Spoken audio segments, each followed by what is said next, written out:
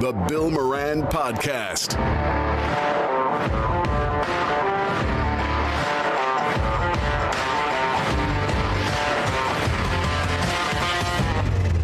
Well, hello and welcome. Thanks for getting your pot on. Thanks for telling a friend. That's how we spread the word about the pirate ship. Subscribe wherever you get your podcast. Like us on YouTube at Billified, Billified_pod on Instagram, Billified on Facebook, Bill Moran on Facebook and X, and Bill Moran Radio on X and Instagram, I should say. I don't know about you guys. Today, hard. I know we're taping this on Super Bowl Sunday, but it's like hard to get motivated today. Yeah, I feel where like we are, it's gray and the temperature dropped significantly. Like it was in the 60s over the weekend, and then boom, nothing. Sunshine yesterday. Oh man, it was perfect. Fat guy in shorts weather, man. Yes, it was. That's how I look at my temperatures now. That's my favorite. You know, like the fat guy could come out after Groundhog's Day in shorts. Yeah. Only 4 more weeks of winter. I always see my neighbor walking out and then, hey, Bill, he's got his shorts out. I go, yep. It's fake spring. That's about right. That's about right. Faux spring. That works. That works well. Well, lots of things happen, and we'll talk to Greg Connors, who is in Vegas. Oh, that's today? Yeah. He's not actually going to the Super Bowl. He's going to the Bud Bowl. But the they still have the Bud Bowl? I wish they still had the Bud Bowl. Oh man, that was awesome. Those little bottles running around with hey, the little pass it to Bobby Bud from Billy Bud. The 1 year Bud Ice came in and took over the game. Yeah, no, Bud Dry. It was Bud Dry. He was like Joe Namath. I guarantee we're going to win. It's so weird now, and I don't think it'll affect the ratings. But when you look, people go watch the Super Bowl, not so much for the teams, but for halftime with Usher.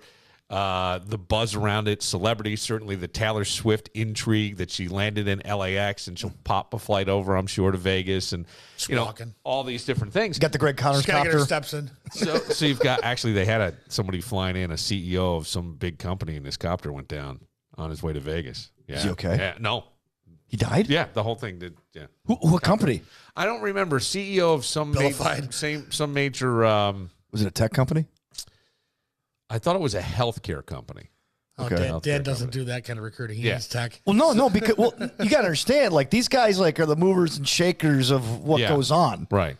They are the players, right? So, but I mean, so there's all this intrigue around it, and then the commercials. Except that all the commercials are out, right?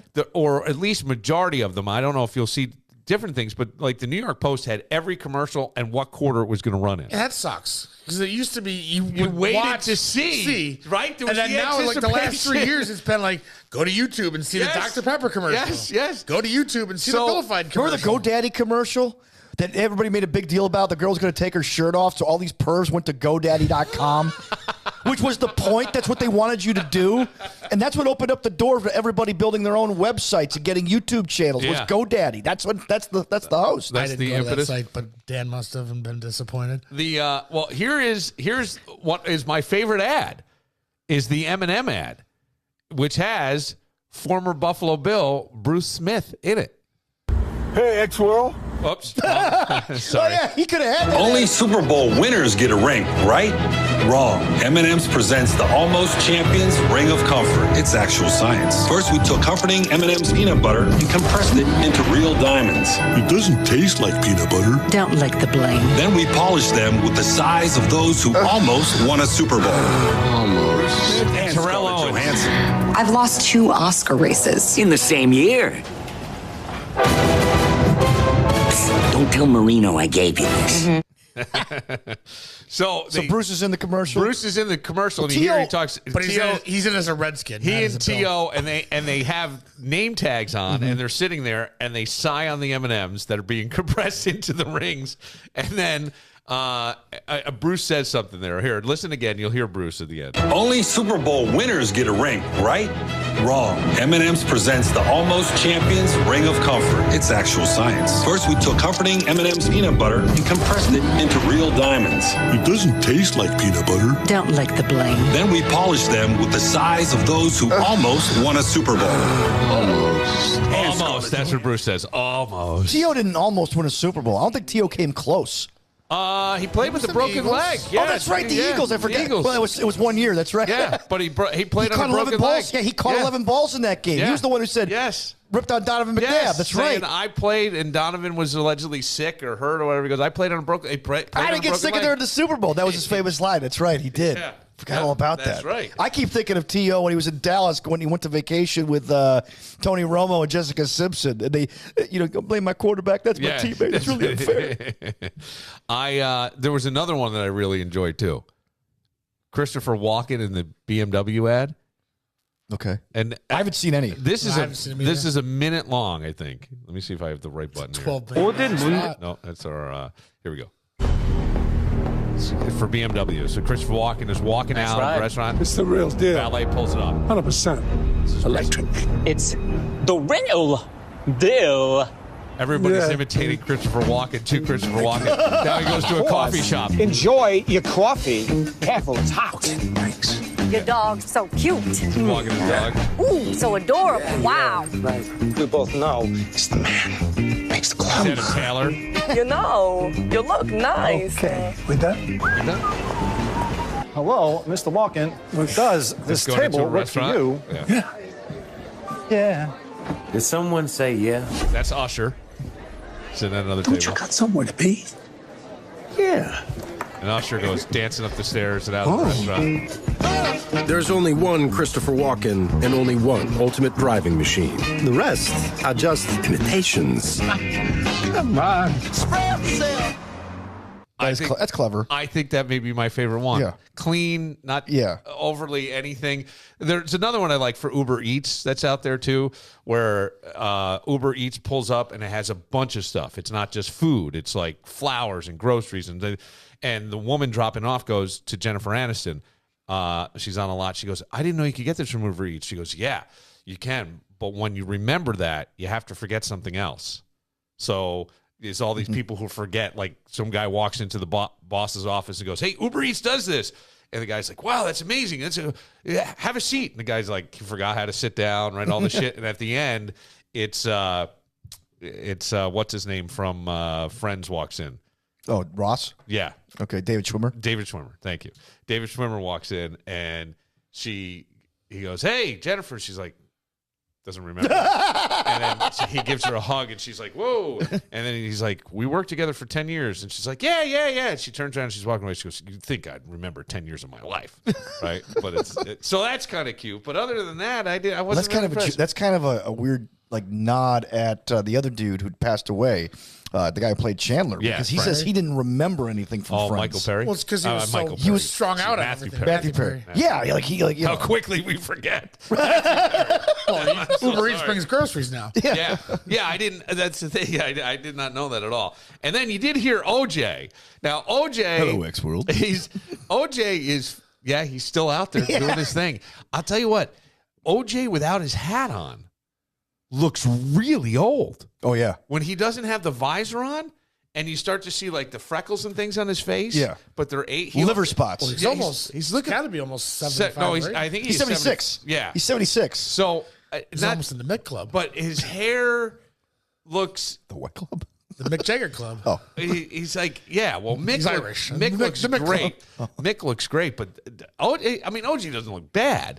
He just looks aged significantly when he doesn't have a visor or a cap on his head. Well, we're used to seeing he looks clips. like Cosby. Yeah. Well, I was thinking that too. He looked like Is he talking about his diagnosis? He does talk about his diagnosis. Here is diagnosis: murder. Hey, X-World. Hospice? Hospice? You talking about hospice? No, I'm not in any hospice. I don't know who put that out there, but whoever put that out there, I guess is like the Donald say, can't trust the media. In any event, I'm hosting a ton of friends for the Super Bowl. The Goldman family must love hearing this. All is well, So, hey, guys, take care. Have a good Super Bowl weekend. Is he still living in Vegas, or did he go south to Florida? I believe he lives in Vegas. He lives in Vegas. Well, of course, then that's the part to be at. He may outlive all the Goldmans. Because of stress, you think? Just in broken heart? No, just because that's how life works. He's got the pancreatic cancer, I've always cancer now. Like I've always said, though. He admitted that he did back in May. Yeah, and I think he went through treatment and he's fine. Yeah, I think he's done. I think declared him. Usually, it's pretty contained. Yeah. You live long enough, everybody's going to. I know. Every guy's going to get prostate cancer if they live long enough. They say like the prostate cancer, like it's one of those diseases where, like you could even have it for years and it not spread. Yeah.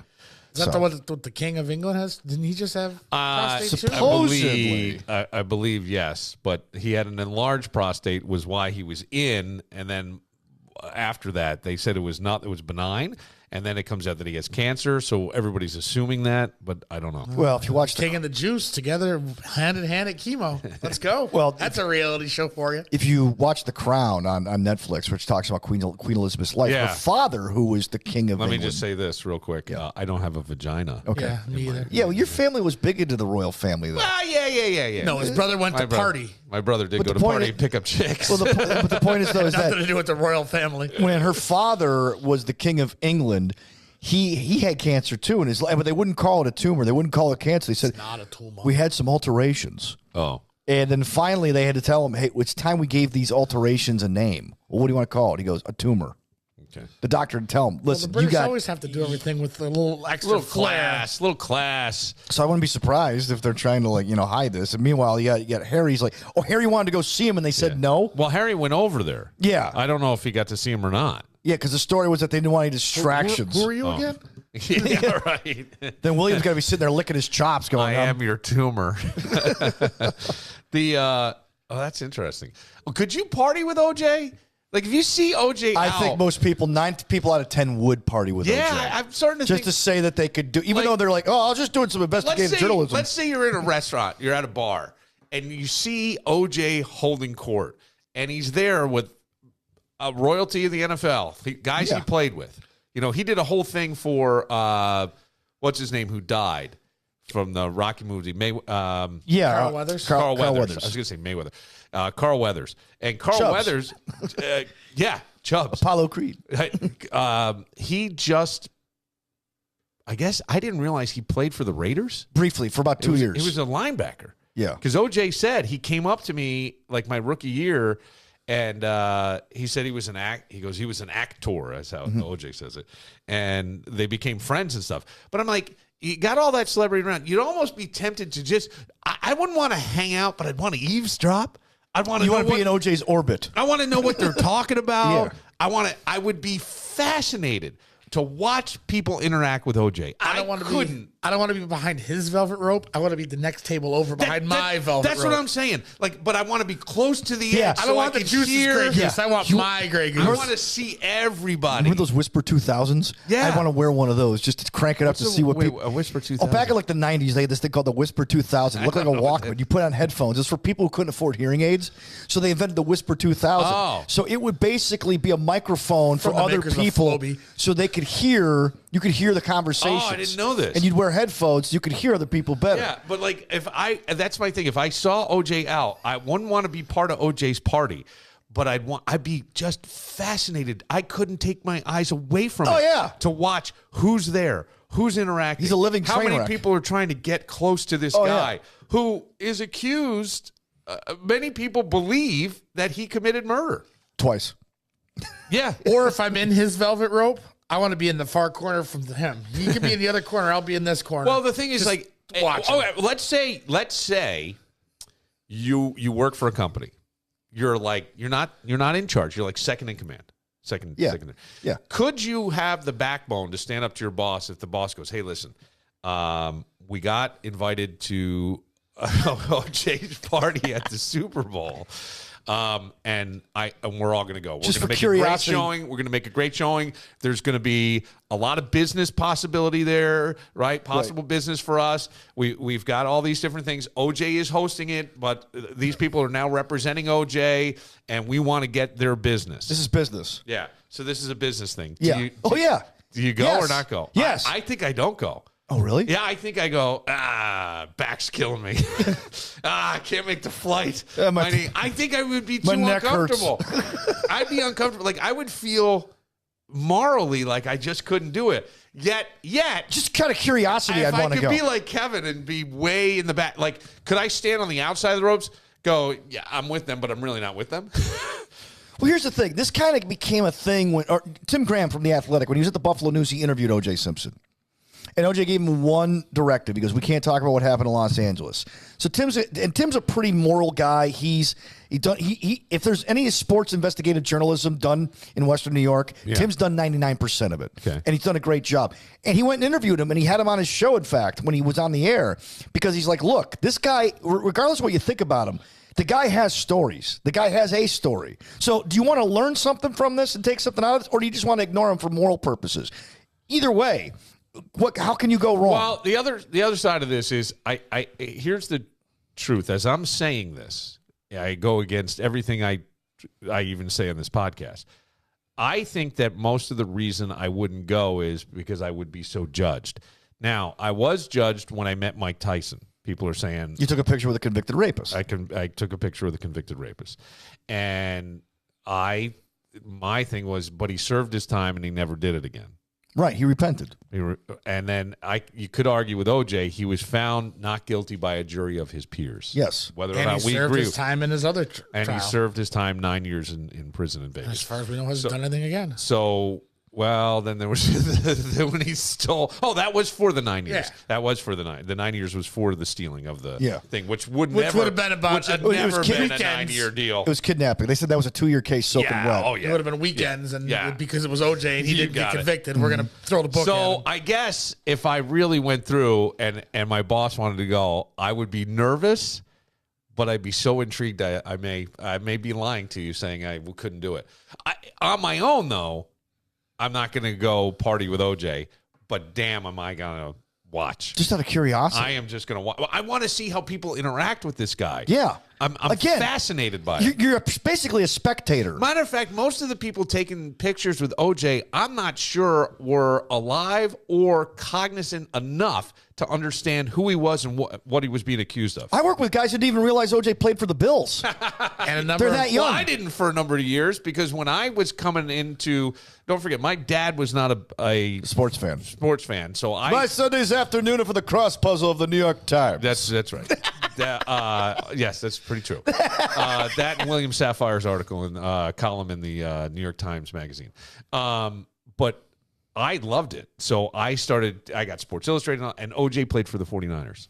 Yeah, I could see that. That's who I remembered him playing for. I didn't know. In fact, the OJ trade actually led to the Bills getting Jim Kelly. A lot of people don't know that. It's tied together. Really? Yeah, because the Bills got picks, and there were some. Oh, okay. Yeah, and one of the picks turned out to be Jim Kelly. Isn't the that Bills funny? had 2 first-round picks in the '83 draft. They didn't even draft Kelly first. They drafted a guy named like Hunter. I think his last name was Tony Hunter. He was a tight end, and Kelly celebrated. He knocked his mother off her chair because he was excited that he wasn't going to Buffalo. And his agent goes, "Jim, the Bills pick again in 2 picks. Hold your horses." And then they picked him, and he was upset. Yeah. But back to OJ. How many people right now are thinking who've been invited to a party by OJ? Yeah. Who are thinking to themselves like I am, I'm just going to go to watch. So now you, in your mind, you're associating all these people wanting to party with OJ. They're looking at you the same way. Yes. When the reality is we all might just want to be going just to see who's going. Well, I think that's the case with most Hollywood parties. It's to be seen and see who's there. And then what happens if you're at this party and you're being me in the corner and OJ comes up to you and says, "Hey, hi, I'm OJ. I'm OJ Simpson. Would you like a drink?" I would shake his hand and say, "Yeah, just don't, don't murder me. Don't kill me, don't kill me." But I'd like and a Long Island iced tea. I don't know, something that would be elaborate. Yeah, that's interesting because I even remember somebody saying they were at a party with Brad Pitt at a Hollywood party, like in Hollywood, and that wherever Brad moved, the whole party shifted. Like, yeah, it's like the gallery at PGA when Tiger's playing. Yeah, if Brad moved to like the living room, say, or from the kitchen area, like the whole house of people, we're talking big mansions, all shifted toward there. Right. And it is one of those things because you don't necessarily want to meet Brad Pitt or be that person to have your picture taken. And I'm only saying him because that's who the story was about that I heard. But you want to see how are people interacting and this guy and how are women acting toward him and who's looking out of the corner of their eye, who's trying to get his attention without trying to get his attention. You know, all that shit would be fascinating. See, I'm the one that would want to be. I would be the one that would want to be. Brad's moving to the living room. I'm going to stay in the kitchen and see if Brad notices me not following him, and comes to me later and is like, "Hey, what's up?" They've actually done that with beautiful women. They've actually done that experiment, where like they put a bunch of guys in the room and they tell a couple of guys don't follow the girl, and then see if the girl eventually works their way to them. Yeah. What, he's not paying attention to me? Yeah. And oftentimes, not always, right? They do. Yeah. Like, why aren't you paying attention to me? Well, it's a psychological thing. All right, we'll take a moment. We'll check in with Greg Connors live from Vegas. It is pre-Super Bowl, but he's done a lot of parties. He went to see Bruno Mars. He was at U2 last night at the Sphere, so we'll hear about that. And he says the W game, wife or worker, meaning hooker, is off the charts. Oh, I bet. Off the charts. So we will get to all that next. But first,